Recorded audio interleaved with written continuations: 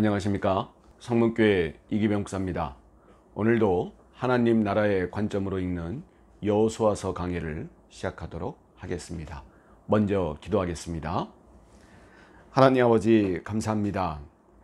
오늘도 하나님의 말씀 속에 담긴 뜻, 하나님의 마음을 우리의 심령 속에 새겨 넣어서 하나님의 뜻대로 살게 하시오니 감사드립니다. 그럴 수 있도록 믿음 주시고 성령의 조명을 비춰주셔서 우리가 하나님의 뜻대로 깨달을 수 있도록 주님 역사하여 주시옵소서. 많은 비가 내리고 있습니다. 비 피해 없도록 주님 막아주시고 피하게 하여 주셔서 아무 피해 없이 이 위기를 잘 넘길 수 있도록 주님 역사하여 주옵소서.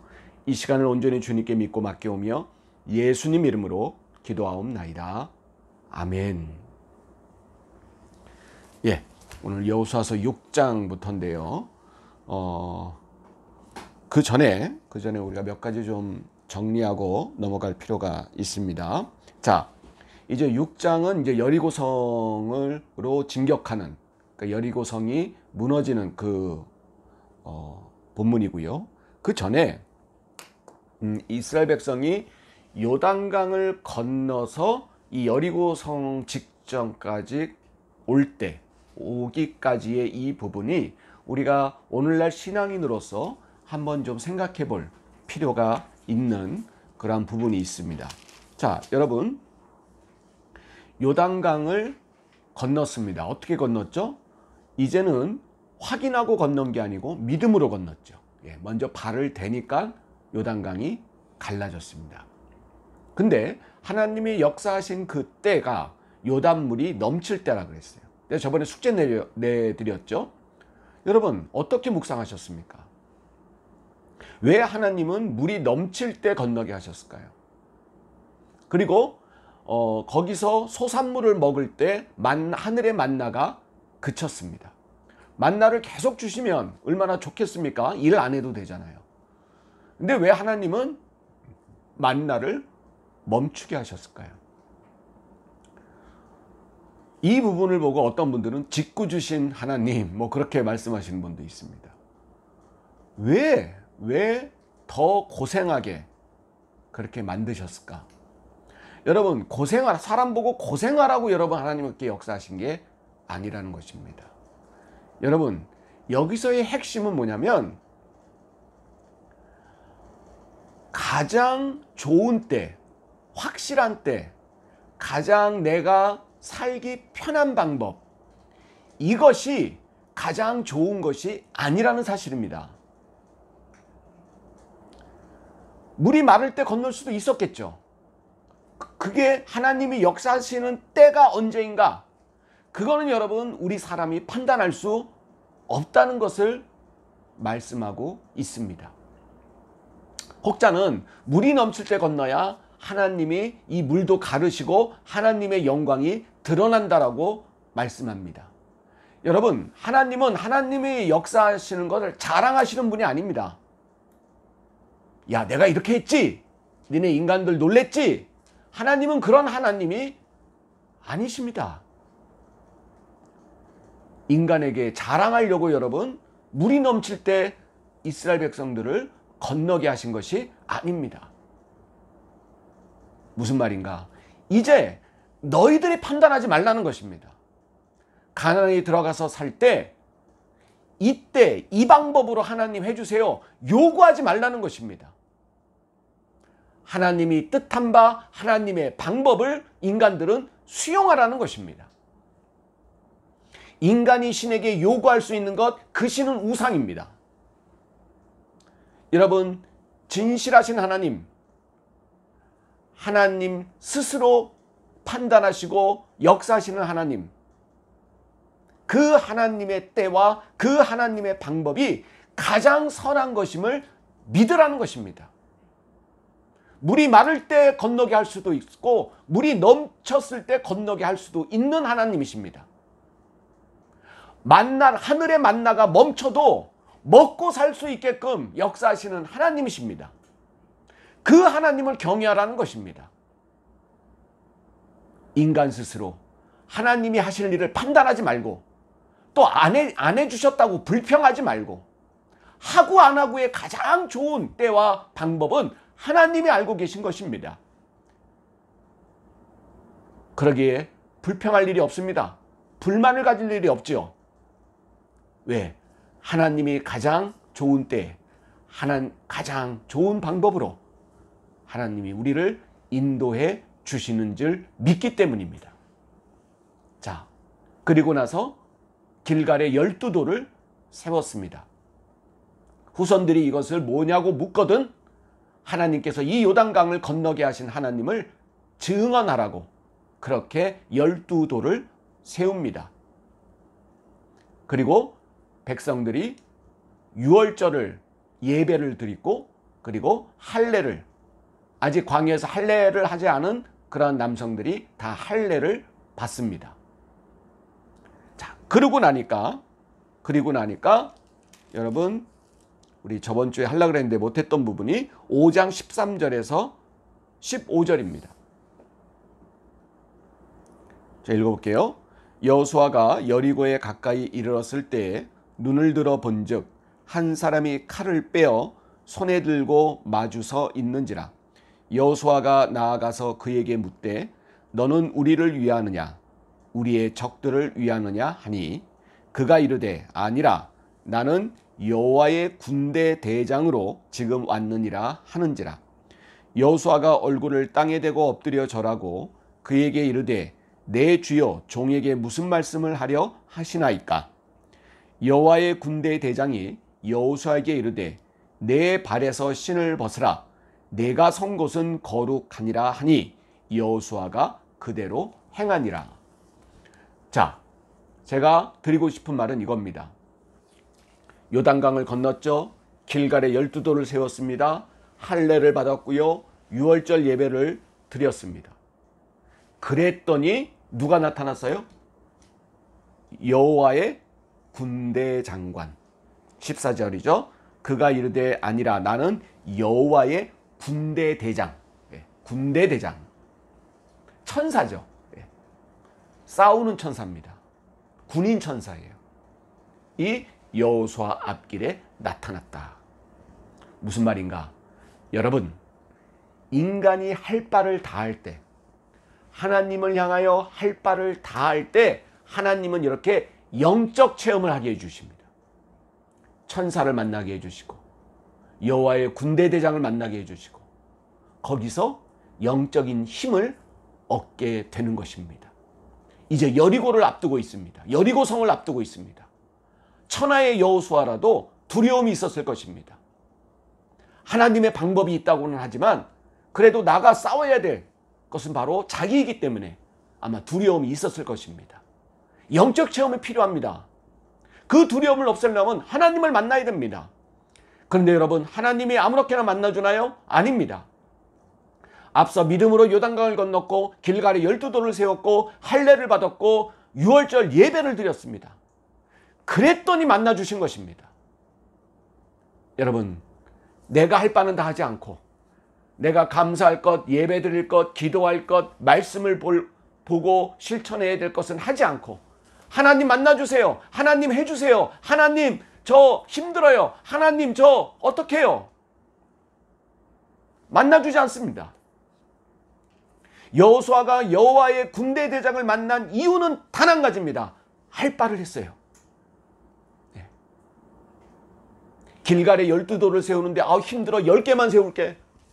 유월절 예배를 드려야 되는데 지금 지치고 이 가난에 들어서 힘들어 죽게. 광야에 40년을 돌아다니다 왔어.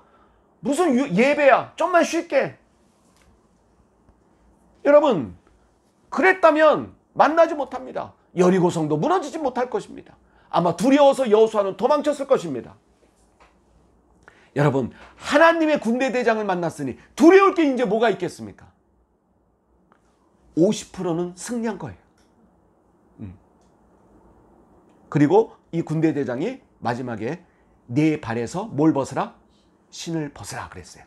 여러분, 어디서 본 본문 아닙니까? 모세가 호렙산에서, 그러죠? 불 붙은 떨기나무, 그러나 나무는 타지 않고 거기서 만난 하나님. 하나님이 모세에게 첫 마디가 모세야, 여기는 거룩한 곳이니 뭘 벗으라? 신을 벗으라. 여러분, 신을 벗는다는 건 뭘까요? 신을 벗는 행위, 성경에서 아주 중요하게 다루고 있습니다.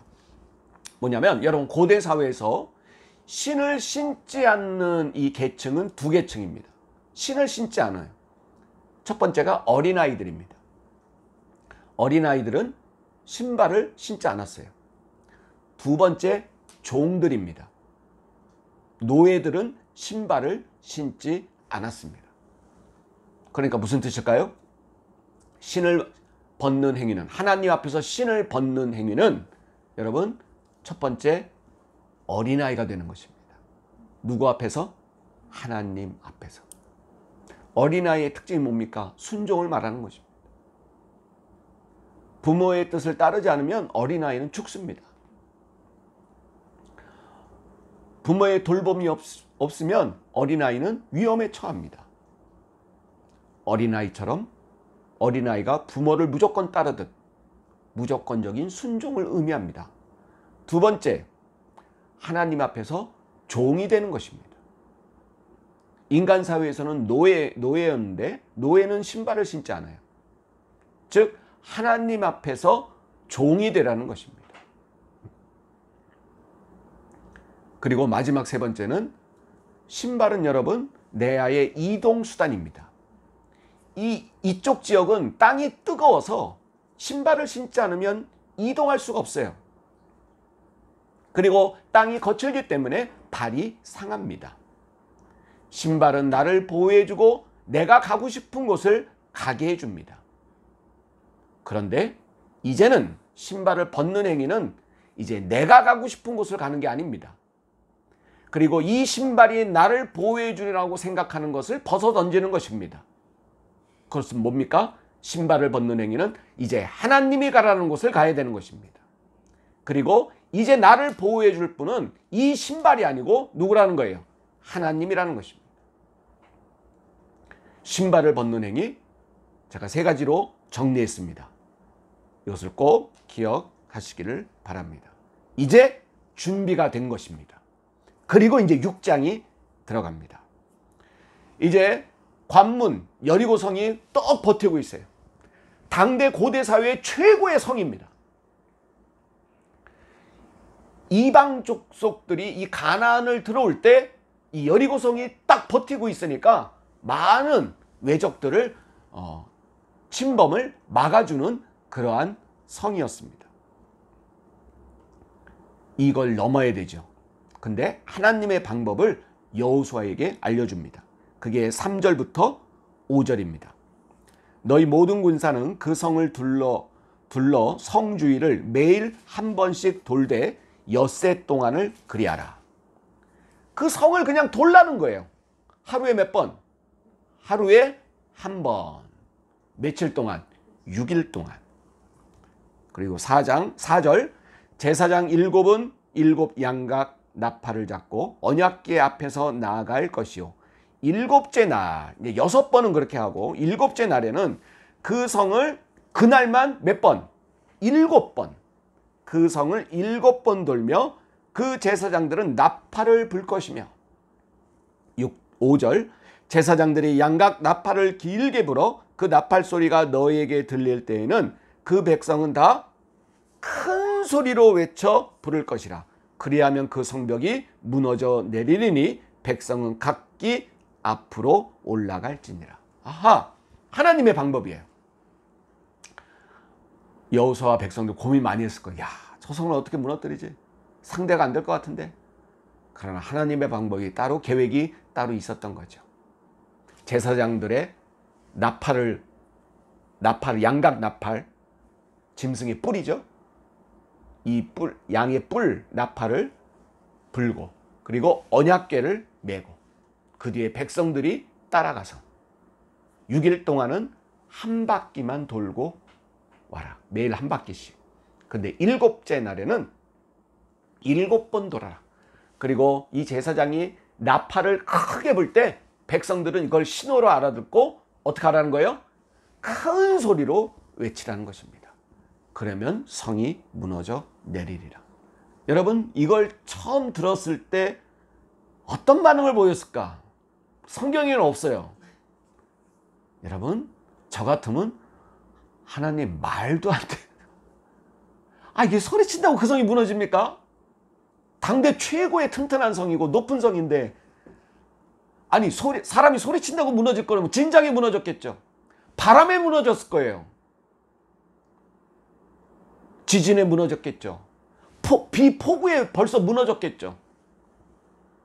그런데 소리를 질러서 무너뜨리라니 황당했을 것입니다. 근데 여러분 보세요. 여호수아가 의심을 가졌다는 얘기가 없습니다. 백성들이 이게 뭐야? 불만과 불평을 가졌다는 얘기가 없습니다. 전에 광야에 있다면 어땠을까요? 불평과 원망, 우리를 여기서 죽이려나 보다. 하나님 너무하십니다. 우리를 다시 애굽으로 돌려보내주세요. 아마 그랬을 것입니다. 그래서 얼마나 많은 백성들이 시험에 걸리고 거기서 하나님의 심판을 받아 죽어나갔습니까?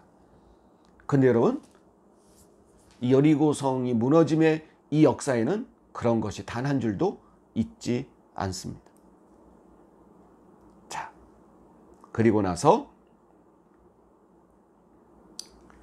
이게 이제 6장 전체가 이제 여리고성을 돌고 그렇게 여호수아가 백성들을 교육시키는 거예요. 어떻게 우리가 이 성을 무너뜨리는가 교육시키는 내용입니다. 여러분들 쭉 읽어보시고요.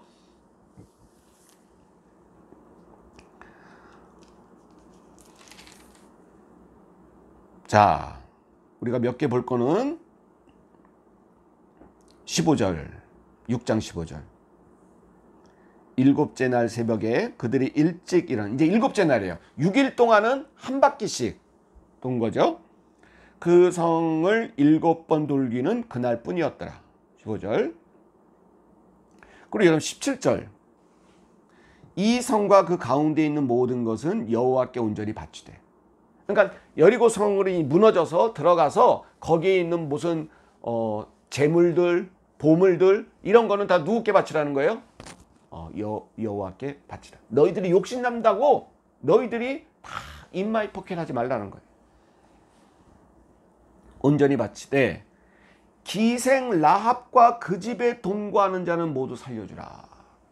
여러분 전에 약속이 돼 있던 거죠. 예. 라합이 정탐꾼 둘을 저 지붕 그 삶 안에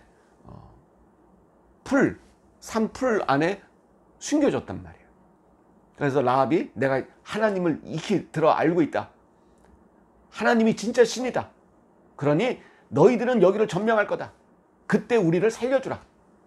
그렇게 약속을 했습니다. 증표로 붉은 줄. 그 지붕에서 타고 내려왔던 그 붉은 줄이 증표다. 그렇게 말한 것입니다. 자, 이제 20절. 이에 백성은 외치고 제사장들은 나팔을 불매 백성이 나팔 소리를 들을 때 큰 소리 질러 외치니 성벽이 무너져 내린지라. 할렐루야. 드디어 무너졌어요. 우리 지금 여리고성이 무너지다 5번째 드디어 무너졌습니다. 이게 여호수아서의 2번째 포인트 사건이죠. 첫 번째는 요단강 건넌 사건. 그 다음에 지금 세 번째죠. 첫 번째는 뭐냐? 여호수아가 모세를 뒤이어서 백성들의 지도자가 되는 사건. 이게 첫 번째. 두 번째가 요단강 건넌 거. 그리고 이제 세 번째. 뭐가 무너져요? 여리고성이 무너져 내립니다. 여러분, 이 여리고성은 우리가 지금 오늘날 살아가는 우리 신앙인들에게 무엇을 상징합니까? 그것은 바로 하나님과 나 사이를 막고 있는 장벽들입니다. 물론 여러분, 예수님께서 하나님과 우리 사이의 장벽을 십자가로 무너뜨림으로 우리가 하나님을 만나게 되었고, 그리고 믿음으로 구원을 받게 된 것은 사실입니다. 그런데 우리 인간은 우리 스스로 욕심의 장벽을 또다시 쌓아 나갔다는 것입니다. 교만의 장벽을 다시 쌓아 나갔다는 것입니다. 오늘 큰 소리를 질러 외쳤더니 무너져 내렸다는 것입니다. 여기서 큰 소리, 오늘날은 무엇일까요? 여기서의 큰 소리는 여러분, 나사렛 예수 그리스도 이름으로 소리치는 것입니다. 그 소리가 우리에게 있어야 됩니다. 누구 이름의 소리? 예수 그리스도의 이름. 그래서 우리는 그 이름으로 기도하고 그 이름의 영광을 위해서 우리는 예배드리고 감사하며 기쁨으로 전도하며 살아가는 것입니다. 그렇게 여러분, 우리 안에 쌓여있는 하나님과 나 사이를 가로막고 있는 여리고성을 무너뜨리시길 바랍니다. 큰 소리를 질러 외치되 바로 예수 그리스도의 이름으로 외치십시오. 무너져 내리라. 누구 이름으로? 나사렛 예수 그리스도의 이름으로. 그러면 여러분 무너져 내립니다. 그리고 성이 갑자기 무너지니까 속전속결이죠. 바로 진격해서 모든 것을 제압해 버립니다. 그리고 다시 라합 이야기가 나오는데 그들을 살렸다는 이야기가 성경에 증거되죠. 25절입니다.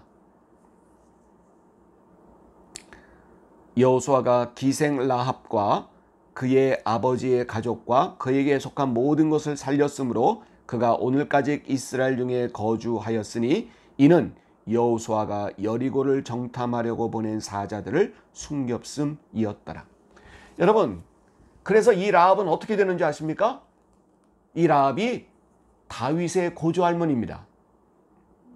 다윗의 고조할머니, 증조보다 한 단계 더 위인 고조할머니가 됩니다. 그 말은 무슨 뜻일까요? 이 라합의 혈통이 다윗이 되었고 이 다윗의 혈통으로 결국 누구까지 옵니까? 예수 그리스도. 예수 그리스도의 조상되는 할머니가 라합입니다. 그의 직업은 기생이었고 비천한 직업이었고요.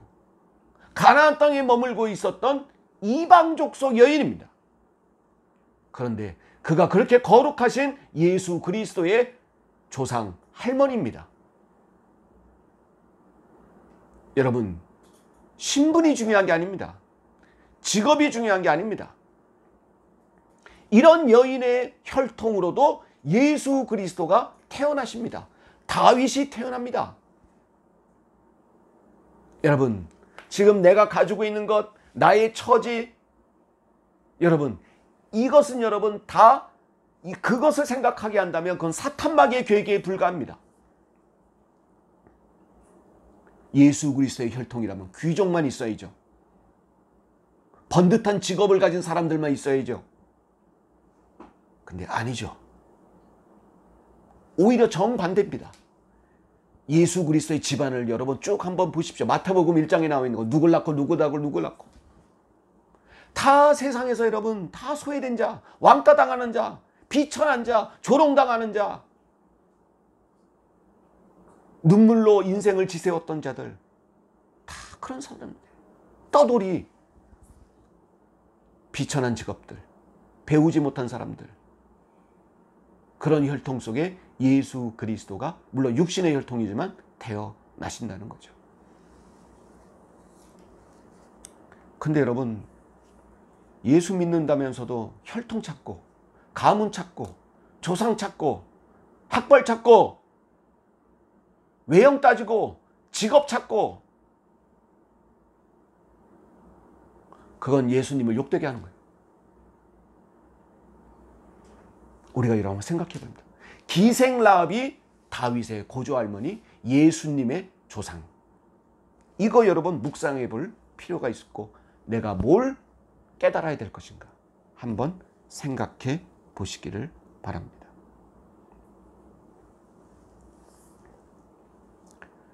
자, 이제 7장인데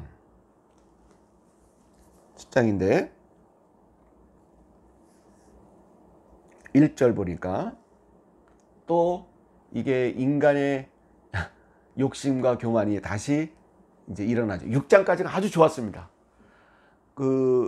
이제 광야 생활을 마치고 하나님 앞에서 할 수 있는 최고의 모범을 보였어요, 이스라엘 백성들이. 근데 성경에서 딱 요때야. 이제 또다시 1절, 7장 1절 이스라엘 자손들이 온전히 바친 물건으로 말미암아 범죄하였으니. 온전히 바쳤는데 무슨 범죄했어? 그 뒤에 보니까 이는 유다 지파 세라의 증손 삽디의 손자 갈미의 아들 아간이 온전히 바친 물건을 가졌어.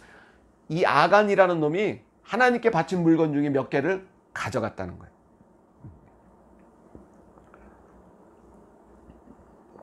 그래서 이스라엘 자손들에게 진노하시니라 그랬습니다. 가져갈 게 따로 있지. 이게 하나님께 바친 거를 오늘날로 말하면 여러분 헌금에 손댔다는 거잖아요. 있을 수 없는 일이 일어나고 말았던 거죠. 하나님이 진노하셨다는 것입니다. 자, 이제 열이 큰 성, 주가 되는 성은 무너졌지만 여러 작은 성들이 이제 또 앞에 놓여 있습니다. 이제 여러분 그 넓은 영토를 전복해 나가려고 하니까 많은 성들이 기다리고 있었겠죠. 2절 보니까 여호수아가 여리고에서 사람들을 베델 동쪽 벳 아웬 곁에 있는 아이로 보내며, 이 아이라는 게 지명입니다. 어린애라는 뜻이 아니고 아이라는 그러한 도시가 있었습니다.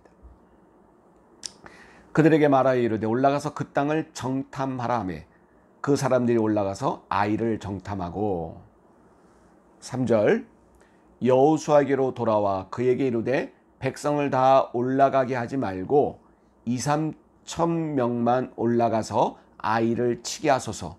그들은 소수이니 모든 백성을 그리로 보내어 수고롭게 하지 마소서 하므로.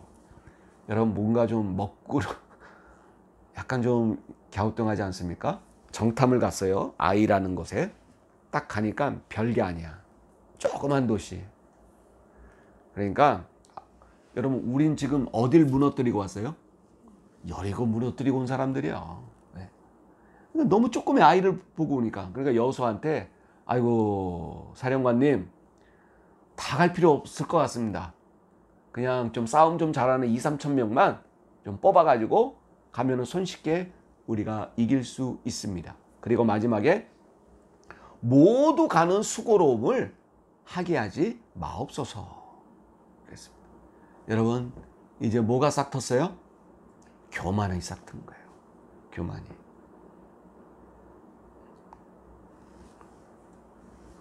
그리고 4절 백성 중 3천 명쯤 그리로 올라갔다가 아이 사람 앞에서 도망. 예상이 됐죠? 5절 아이 사람이 그들을 36명쯤 쳐 죽이고 성문 앞에서부터 스바림까지 쫓아가 내려가는 비탈에서 쳤으므로 백성의 마음이 녹아 물같이 된지라. 방심했는데 얕봤는데 당하고 만 것입니다. 뭡니까? 이게 뜻하는 영적의 교훈은 뭐겠습니까? 여러분 여기 볼 때 하나님의 지시가 없어요. 여러분 크건 작건 하나님의 방법대로 해온 게 이스라엘 백성들입니다. 그런데 자기들이 작전을 짜죠. 3,000명 좀 뽑아서 우리가 이렇게 해서 아이성을 점령할 수 있겠습니다. 여러분 인간의 계획은 여러분 무너져 내릴 뿐입니다. 패배할 뿐입니다. 하나님의 방법이 있습니다. 그것을 기다리고 그것에 집중하는 것입니다. 그것을 들려달라고 기도하는 것입니다. 하나님의 뜻 가운데 이루게 해달라고 하나님께 영광 돌릴 준비를 먼저 하는 것입니다. 그래야 승리합니다. 그런데 하나님 가만 계시고 우리가 할게요 이거였어요. 왜? 얕봤기 때문에. 작은 성이었기 때문에. 여러분 실패는 작은 데서부터 시작합니다.